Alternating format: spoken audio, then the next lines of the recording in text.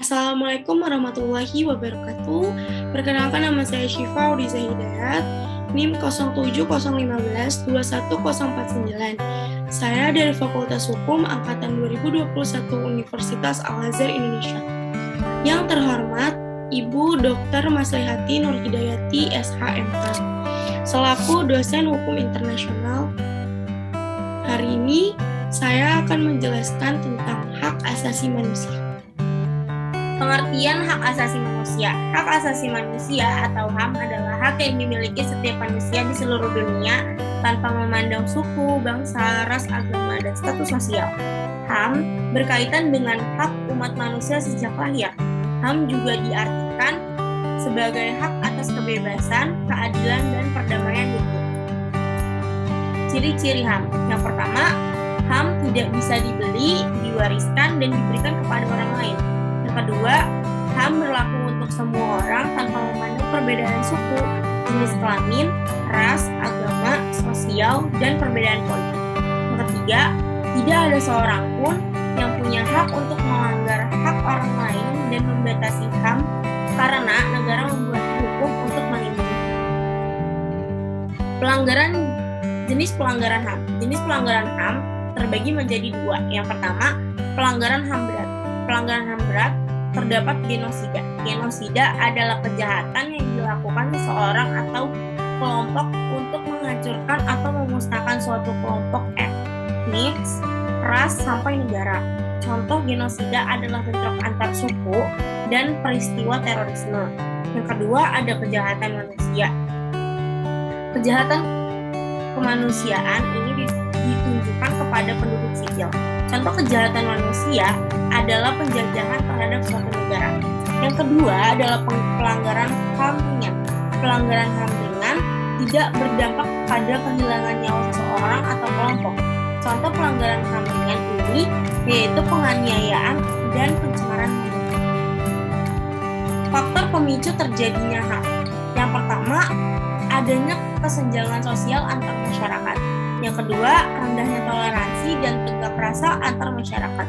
Yang ketiga, kurangnya pemahaman dan penegakan mengenai hak asasi manusia. Yang keempat, lembaga penegak hukum kurang bekerja sama secara maksimal untuk mengasut pelanggaran. Kasus. Ini ada contoh kasus tentang Palestina dan Israel. Menjelaskan permasalahan dikaitkan dengan hukum internasional. Konflik Palestina dan Israel hingga saat ini masih menjadi isu kemanusiaan yang belum berakhir. Konflik yang bermula sejak tahun 1947 ini bahkan masih sering memanas, di mana penduduk Israel terus berusaha untuk menguasai wilayah yang seharusnya menjadi hak dari warga negara Palestina. Hubungan dengan hukum internasional adalah penguasaan oleh Israel atas wilayah Palestina mulai sejak awal sampai saat ini adalah pelanggaran hukum internasional dan pengingkaran terhadap the right of self-determination dari rakyat Palestina atas wilayah yang diokkupasi. Namun, kasus ini juga melanggar hak asasi manusia karena adanya pengambilan wilayah yang seharusnya bukan wilayah negara tersebut. Dasar hukum HAM. Yang pertama ada pasal 28A, setiap orang berhak untuk hidup serta berhak mempertahankan hidup dan kehidupannya. Ada pasal 28B ayat 1. Setiap orang berhak membentuk keluarga dan melanjutkan keturunan melalui perkawinan yang sah. Ayat 2. Setiap anak berhak atas berlangsung hidup, tumbuh, dan berkembang serta berhak atas perlindungan dari kekerasan dan diskriminasi. Pasal 28C ayat 1.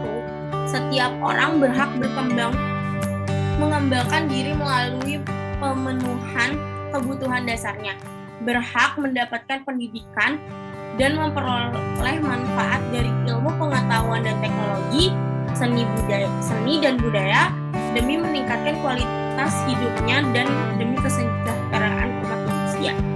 Pasal 28C ayat 2, setiap orang berhak untuk memajukan dirinya dalam memperjuangkan hak secara kolektif untuk membangun masyarakat, bangsa, dan negara.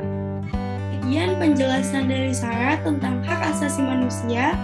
Terima kasih sudah mendengarkan. Assalamualaikum warahmatullahi wabarakatuh.